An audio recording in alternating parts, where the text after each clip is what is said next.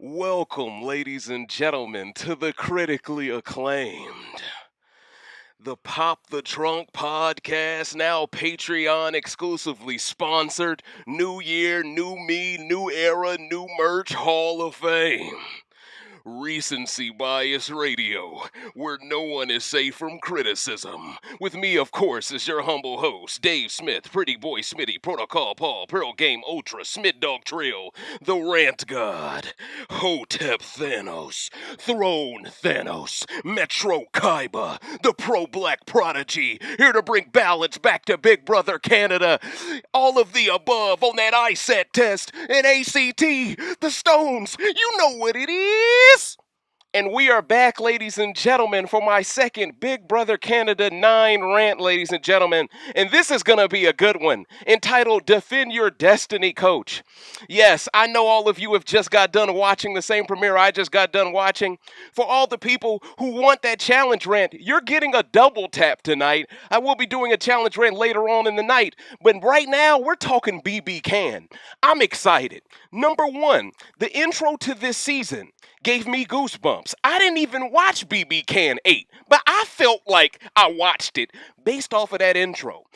A few things I want to say. I love the Jumanji theme because it feels like a jungle in that house. And let's be real, because y'all turned the game into Survivor, it makes sense, Coach. Now, I don't really like the fact you made the game into Survivor, and that's why I told people in my WTF rankings I was suspicious and a little bit worried that based off how they define the captain twist, it kind of felt like some heaven or hell BBCAN 6, but now it's even worse than BBCAN 6's twist, because not only are these people forced to sleep amongst each other and have that siege mentality and kind of dislike the other side, which is good because you want two sides to fight against each other. Don't think I'm saying that part is bad.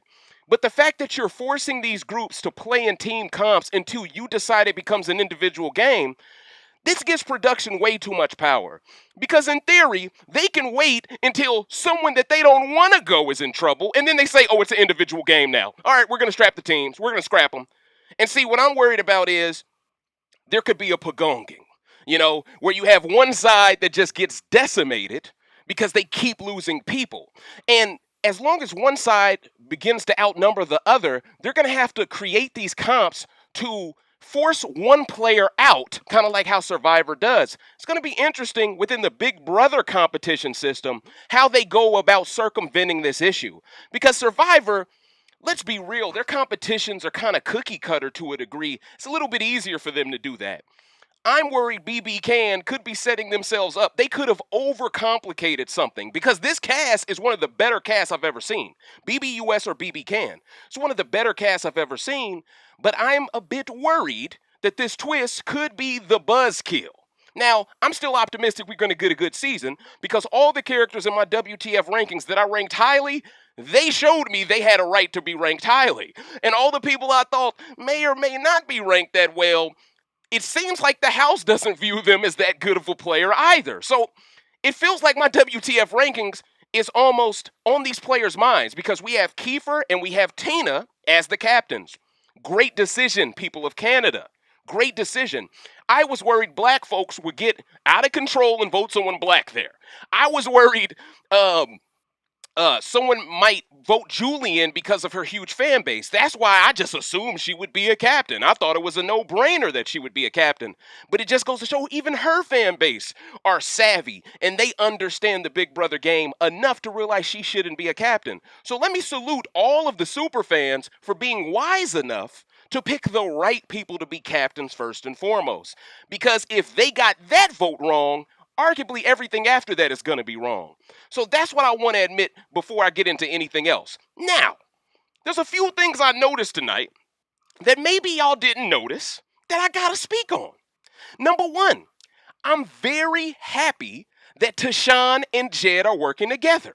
But my problem is they allowed Kiefer and Tina to spy on them when they clearly formed that alliance. We have no way of knowing for sure if they heard them say undercover brothers. We have no way of knowing that for sure, right? But my point is, I find it to be way too suspicious that right after these two dudes bond, Kiefer and Tina both decide to split them up on two opposite teams so they can't really work together. So it feels as if Kiefer and Tina are working together to split up the black folks a bit here. Because if you look at it, it's two black folks on each side. I'm peeping game. Well, actually, technically, Breydon is on defender. So 3 and 2. Okay? And Breydon was the last pick. So that just goes to show people ain't feeling Breydon early. So whatever he was on when he first got in that house, it didn't ring true. It wasn't cool to Kiefer and Tina because neither one of them valued him. Now, I find it very interesting that Austin was the second to last pick. I found that very interesting. I would have thought somebody would have saw her and said, I want her on my team. For neither of Kiefer or Tina to want her on their team, that tells me they view her as a massive threat maybe. I don't know, but it seemed like they were in no rush to pick her. I mean, I'm seeing Tina pick Tera before she picks Austin. I'm seeing Kiefer pick Julie and Josh before he picks Austin. I'm looking like, whoa. I mean, Kiefer's first 2 picks was black folks. That let me know Kiefer woke, all right? Now Kiefer, that's an ally right there. Kiefer, he's going to be hilarious this season. I've seen more than enough facial expressions from this man during this season to know he's going to be a fantastic player, ladies and gentlemen.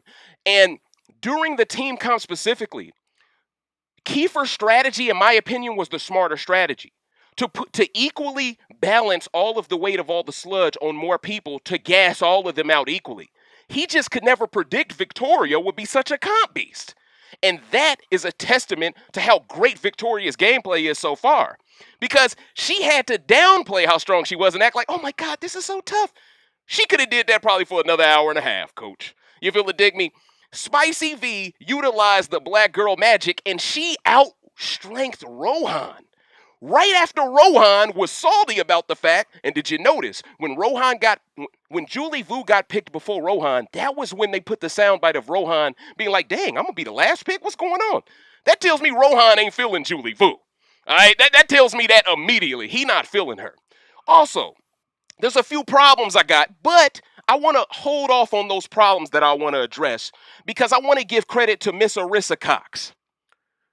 I have sat through 20 plus years of Julie Chen defending Les Moonves over here, acting like people of color are no priority over there. And then you have Arissa Cox, her first opportunity being granted the executive producer position.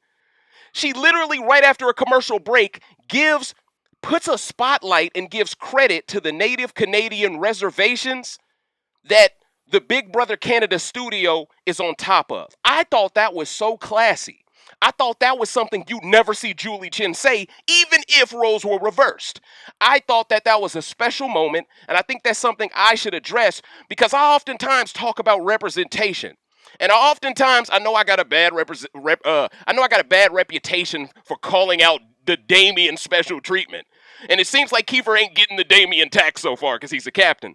However, I 100% want to give Queen Arissa Cox all the credit that she deserves. She looked stunning tonight. She handled business tonight. She wasn't wasting no time. She put them in every position. She gave them time to talk with each other. But that brings me to my problems with this episode, Coach. This is going to be something that I think the majority of fans didn't notice. But there were 3 groups that came into this game that Kiefer and Tina got to spy on. Now, the first group specifically, I documented this, okay? So I know for a fact what I'm saying is the truth. By the way, ladies and gentlemen, please smash that like button for the kid. Please share this with all the Big Brother Canada 9 fans that you rock with. Thank you. I appreciate that. But I want to document this because y'all know me. I take notes different. I notice different things. Now, the first group of 4 that entered the house was Kyle, Tychon, Beth, and Julie, right? Did you notice how in the intro package they implied Tychon would want Julie before any other woman in the house? Why would they make that brother be the guinea pig, if you will, for being the likely showman's partner of Julie Vu? Why wouldn't they give a single black woman any type of chance of having a showmance by giving them that type of intro package with a brother? Even Jed's intro package with Austin was implied that would be a showmance. They don't want these brothers working with these sisters. If you pay attention to the edit, they don't want these brothers playing with these sisters. They want these brothers playing with all these non-black women. And see, I got to give Arissa credit, but I'm also aware that she is in control. She is not in control of every decision production makes as well, right? And I think production still has some of those. You can't change a leopard's spots. That's what I'm saying. Even though the cast is clearly the right step in the right direction, I saw little things in this edit that tells me, oh, they still up to no good. They still up to no good. And see, maybe some of y'all didn't notice this, but I did. You got Julie Vu saying, oh, I'm looking for my man in this house. The next person they show is Tychon with a six-pack. Oh, I can't wait to find my woman. They're basically saying, oh yeah, Tychon is into that. Like, come on. And I am well documented in how they try to effeminate black men or they try to make us come off a certain type of way. That's important for me to mention. So pay close attention to how they try to portray Tychon and Julie. They're on opposite sides of the game. Tychon is clearly Team Destiny. In my opinion, Team Destiny is vastly superior to Team Defender. Even if they didn't win the comp today, I would still say Team Destiny is destined, no pun intended, to last longer in the game than Team Defender. In my opinion, they have every single type of player that you would want to strategically outplay the other side. Now, in terms of the whole Jed and Austin showmance that they're pushing, I don't really have a problem with that because in my WTF, I predicted that was most likely going to happen, right? But Jed is on the opposite side of the game than Austin. So if it does happen, it may piss some people off on both sides. That's another thing for us to pay close attention to. Also, it appears Austin and Victoria may have a duo. Weren't they the top two picks in my WTF scoring-based ranking system? I think these two are acknowledging the fact that both of them are forbidden jutsus. I think both of them are omega weapons, if we're talking Final Fantasy. I think both of them are going to be a problem in this game moving forward. I think Victoria, during this one episode, is already starting her case to be Canada's favorite player. I mean, let's keep it all the way funky. This girl, the first time she heard someone say spicy, she said, "Spicy V!" And then she... So she's going to play that up. She's going to be a great character. And honestly, it's about time that we had a lighthearted black person, someone who can change the way black women in general are viewed. Because oftentimes Big Brother puts black women into a pigeonhole where they are always just intimidating. Victoria can break that barrier down and show, hey, I can be just like Tala from BBCAN9 coach. It's easy for me. It's nothing.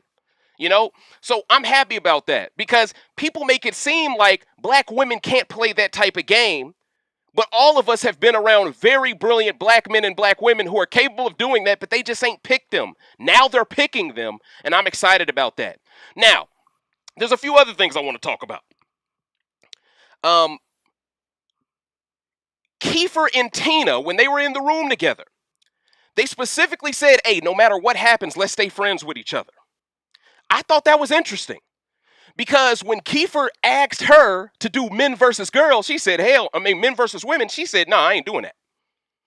I think this is a prediction. I'm giving y'all an early prediction, coach. Usually these predictions come to fruition, so listen carefully here, coach.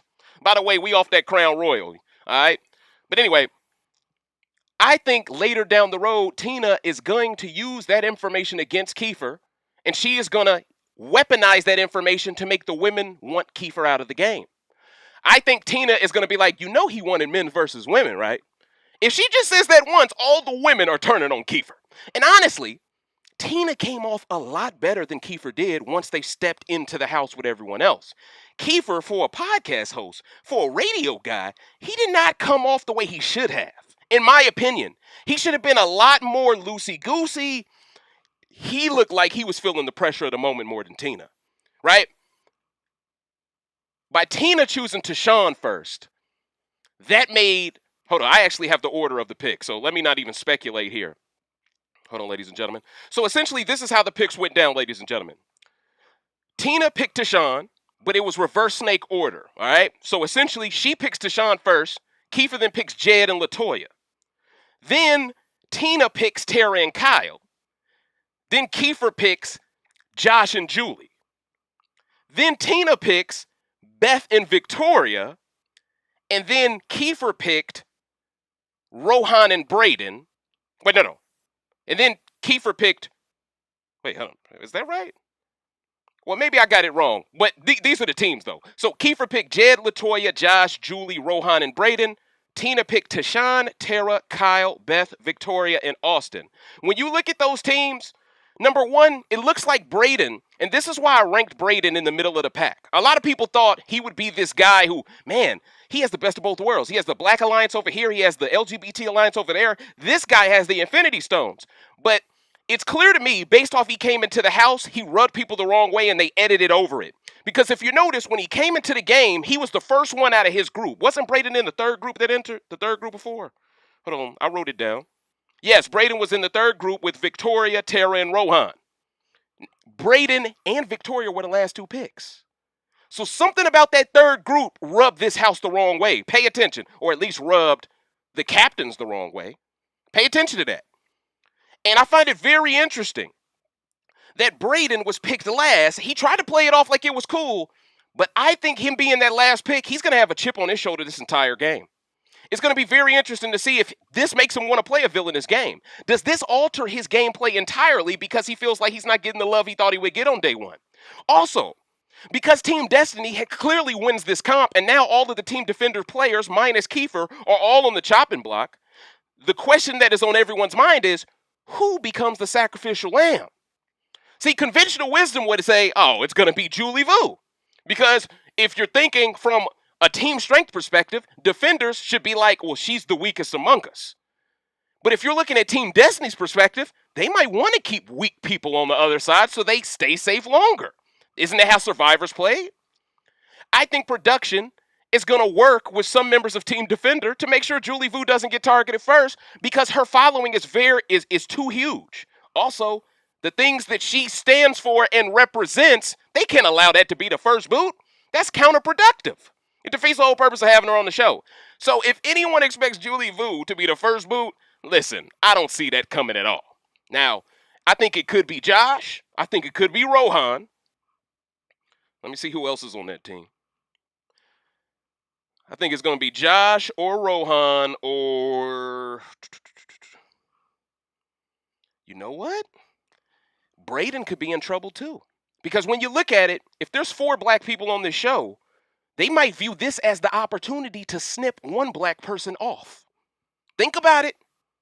And at the end of the day, they already have another gay dude in Josh on the show. So it's not as if Breydon to production is as important as Julie Vu would be. You see what I'm saying here?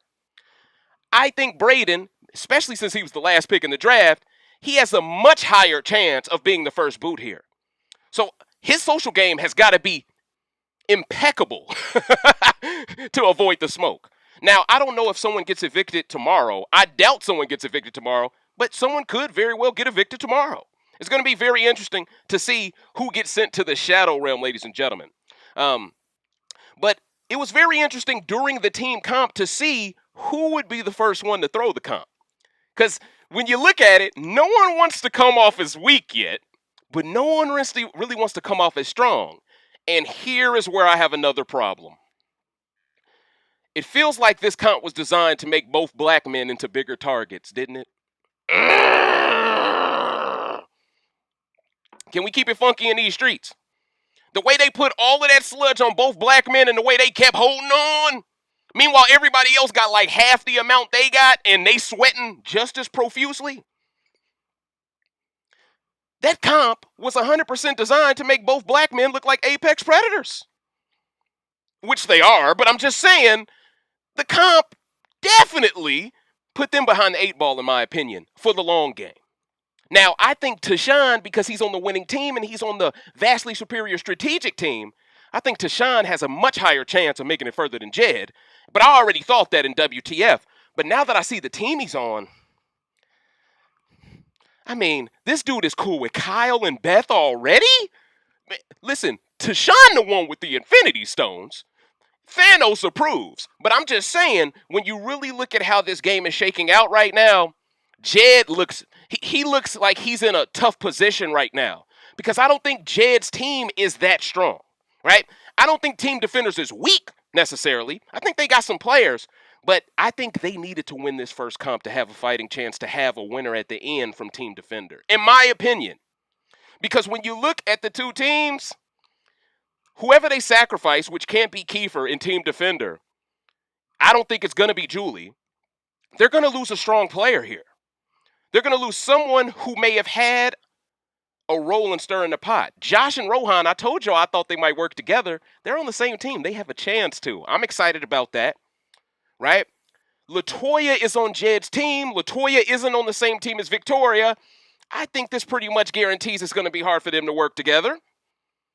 And honestly, based off the way Victoria celebrated so hard tonight, let me hold her accountable a little bit. I gave her a lot of compliments early. Let me hold her accountable a little bit now.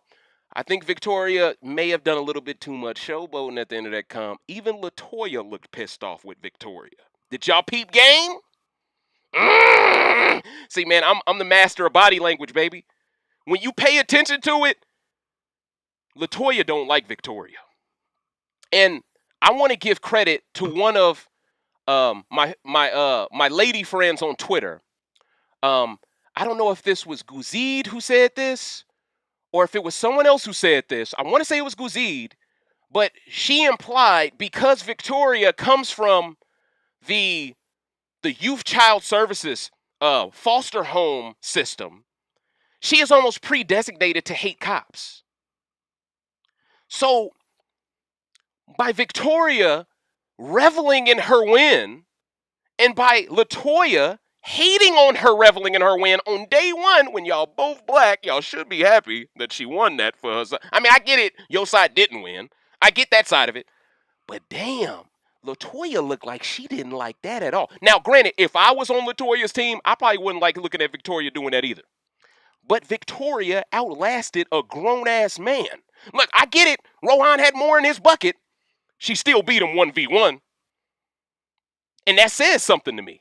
That says this girl's competitive, this girl's here to play, and her winning that comp for her side, even though she may have pissed off that other side losing a number anyway. So you can afford to piss off a side that's going to lose a number this week. They got to kiss your ass because you won the comp for your side.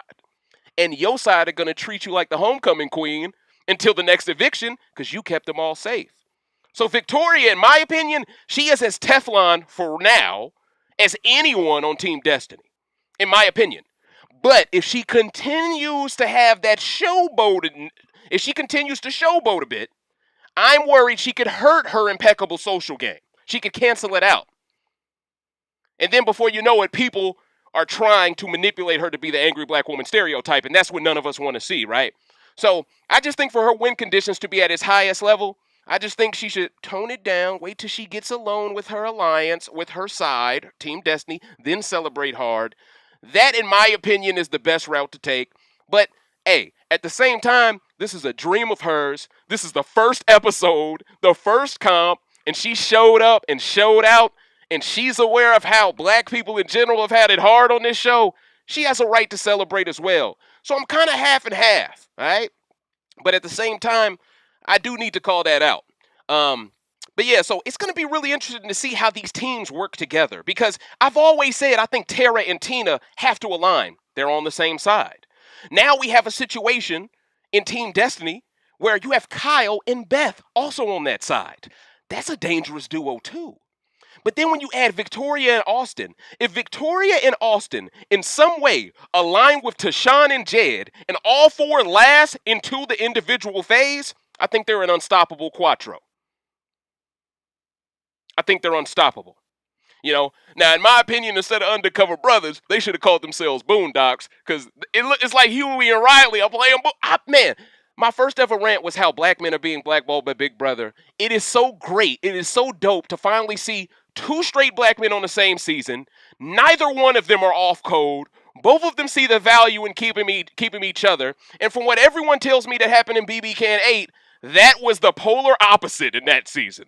Everyone makes it sound like Jamar and Sheldon were on completely different pages. So for me, it's refreshing to see the brother Jedson and the brother Tychon, the ghost of Quebec, and Red Jet Redemption. It's so good to see those two brothers on the same page early, even if they're on opposite teams, because maybe them being on the opposite teams allows them to control the game on both sides. In a perfect world, maybe. And I think the captains are going to rely heavily on those two as lieutenants because they were the first two picks for both teams. This gives both of them a very strong voice in both of their bedrooms, both of their alliances. If they can run information back to each other, a la Daniel Reyes, I think they can really steamroll this game. But production, stop putting comps in to make these black men into bigger targets than they already are, please. Jeez. Dang. I get it, but damn. Because what this comp actually did was it made Victoria look like a comp beast, Jed look like a comp beast, Tychon look like a comp beast, So 3 out of the 5 black folks, actually, Breydon lasted to the end too. 4 out of the 5 black folks all look, actually, Latoya lasted long. All 5 black folks look strong as shit. And that's why I'm telling y'all, I could see that other side going, man, let's just snip Breydon. He was the last pick. It will probably ruffle the least amount of feathers on Team Defender. And he's black, and he could align with other black folks. We don't want to deal with those 5 in the individual part of the game. Let's snip him now. I think Breydon could be in trouble, coach. I think he can be in huge trouble. I know a lot of people don't want to hear that. But other than that, ladies and gentlemen, we didn't really have much other things to discuss regarding this episode. I'm not going to make this rant too long. Now I want to answer your questions because all of y'all sat through that premiere too, and I would like to gauge your feedback. Did you enjoy this premiere, ladies and gentlemen? Did you think this premiere was kind of a buzzkill because of the Survivor element added to it? Do you believe that this new fresh Survivor element could be best for the game long term? Or do you think eventually production will see the fan base getting tired of this team stuff and they'll just scrap it before we would get jury anyway? Or do you think this is going to last into the jury phase and then jury starts and it's individual? That's my biggest question to y'all, but I'm ready to start answering y'all questions. Great minds think alike, coach. Thank you, Miss Selena. Yeah, Queen Selena, and she's been scalding with the tea the last 2 days. No cap. Seemed like Tera and Victoria were really getting along too. Destiny is solid. That's what I'm saying. Destiny, that's a scary team. Because if Tera isn't targeted early, I told y'all, I thought out of all the bottom 4 in my WTF, I thought she had the chance to win the game. She has the tools inside to win. And now you're giving her a week off? And she's with Tina? And she's probably with Beth? And she's probably with Victoria? Listen, that's troublesome, okay? And I don't mean that in a negative connotation. I mean, if I was Team Defender, that's troublesome on the Shikamaru Nara side of the game. All right, shout out to all the Naruto fans.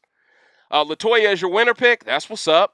But I feel like Latoya didn't get any confessionals. She didn't speak at all during the comp, but we did see her kind of have that annoyed face towards Victoria. So you see how production, have they put certain things in to give you that impression? They're doing these things on purpose. They're not on accident. Mostly it was Sheldon against Jamar. Thank you for clearing that up, Devin Bates. I appreciate that. I didn't really know the context of it all. I just knew that they were on opposite sides of the game, but I did know that Sheldon was dominating the game with a lady named Brooke, I believe. And it is heavily rumored that Sheldon and Brooke are going to be brought back because there's 14 players. Now, the question is, when are they going to put them in the game? Is this going to be a Marin situation, a Marin and Victoria or Marin and Veronica situation from BBCAN9? Is it going to be that type of situation? Or is it going to be a situation where, like, as soon as they evict someone tomorrow, that's when they reveal 2 more people are coming into the game? And how does that even work? Wouldn't you have to wait for 2 people to get evicted before adding 2? Or are they just going to add 1 after 1 gets evicted? See, my thing is, when you already have Jed and Tychon there, I think it's less likely they bring Sheldon back over Brooke. I think if they're bringing anyone back, it's probably going to be Brooke because they don't really have that many young white women on this season. Outside of Beth, they have no one else. And that is a rarity. So all I'm saying is, I could see Brooke being brought back before Sheldon, But I think it is highly probable they both could be brought back. And I think if Sheldon does come, is that bad for Jed and Tychon's game? Based off the way he didn't rock with Jamar? Or was it just Sheldon didn't think Jamar had the tools to play the game effectively, so he just distanced himself from him because he didn't want to be a target? You know, because I think a guy like Tychon, I didn't watch Sheldon's gameplay, disclaimer, but I think a guy like Tychon, Sheldon will work well with. You know, when I watch Tychon play, I'm getting Anthony Douglas vibes. I ain't trying to put too much pressure on the brother, but he's on the winning team to start the game. He was the first pick of the winning team to start the game. He was the anchor of the winning team to start the game. He's on the same side as Victoria and Austin from day one. All three of them were my top 5. Man, it's going to get real in these streets. Perfect says, I'm not able to watch BBCAN, but the rant guy will enlighten me. You can watch BBCAN, Coach. There is a website you can go to. It is videobrother.net. If you go to that website, Coach, you can watch it online without having to be in Canada. All right? So that's me putting you on game, Coach. So next time, tomorrow night, go to videobrother.net. It's going to air at 8 o'clock Eastern. And be there at B Square, Coach. Man, I want as many people watching this episode as possible, so when I break it down, people be like, yep, I saw that. You know? I ain't trying to keep this to myself. You know what I mean? So next time around, you'll be good. Vanta Noir says, teams late until jury calling it. Oh, teams last until jury calling it. Yeah, I thought that too. After seeing how Chief Kiefer was acting, if he wasn't captain, he would be out. I agree 100%. He gave off that awkward vibe, didn't he? And even though I will say this, I think he's a refreshing new character. I think his archetype is vastly different from Poppin' Paul now because he's willing to shut up. Poppin' Paul, you could say his biggest flaw was he wouldn't shut up. This guy, even though he can talk, he'll let other people talk more. So even though I use that as a demerit during this episode because I felt like this is your time to state your claim. This is the first episode. This is the first time everyone is meeting you, except the superfans. I mean, we've all seen their intro videos now, but the casuals ain't seen these intro videos yet. This is the time for you to put your foot down and make solid picks. In my opinion, Kiefer did make some solid picks, but I felt like him picking Jed and Latoya, I don't know if that was all the way strategic. I felt like he was trying to pander a little bit. I think he was trying to work his way into a black alliance, possibly. I think he sees the two black men as the apex predators, and in his mind is like, hey man, I don't want to rub y'all the wrong way. But here's my thing. Here's my thing, y'all. I'm worried. Remember, Ryan Ballantyne was super cool with Andrew Miller. That heaven or hell twist pops off. Andrew Miller is forced to pick two sides of the game. And then Ryan Ballantyne, in his HOH week, throws up Andrew and sends him to the Shadow Realm. I'm not saying Kiefer is capable of doing the same thing to Jed or nothing. I'm just saying I would hate to see him do that to be back on Tina's good graces. Like, if Tina says, hey, look, you're not going to be safe next week. You're by far the one that's in the most trouble heading into next week, even though you're safe this week.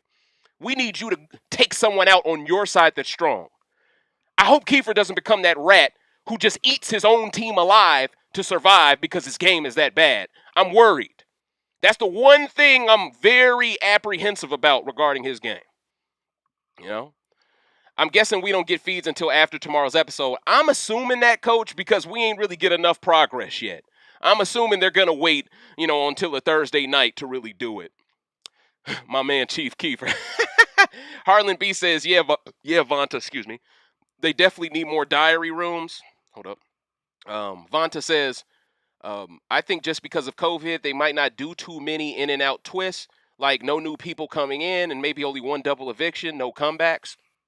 Okay. Frankie Lima says, where can I watch Big Brother Canada? I've never seen it. Videobrother.net. That's how you watch it live. As for watching older episodes, I'm not sure. I'd say get a Fire Stick if you're trying to watch older episodes. Do y'all got any more questions, Coach? Because at the end of the day, there's not much more for me to really cover. I pretty much freestyled the majority of this rant, and I'm excited that Big Brother Canada is jumping back off. So, ladies and gentlemen, if you could, please do not forget to like this video, comment underneath it, and share it with all the fans of Big Brother Canada 9 that you rock with. I promise all the future rants will be longer than this, but I don't have that much information to truly rant on. And because of it, this rant is really being used to set the table. And y'all know me, when I set the table, I do a lot of random stuff after the table is set, coach. So, you know what I mean? So get your play setters, get your forks, get your knives, get your napkins, coach. It's going down the rest of this season. I'm Dave Smith with Recency Bias Radio, where no one is safe from criticism. And this is the second Big Brother Canada 9 rant entitled Defend Your Destiny, ladies and gentlemen. I hope y'all enjoyed this rant. Thank you for hanging out with me. And I'm going to go watch this challenge episode, and I'm going to have a new video ready for y'all patrons very soon. It's going to be another live stream later on tonight, so look out for that. So y'all enjoy the rest of y'all night on the YouTube side of the game, and I'll see y'all on Patreon later. Deuces. The stove.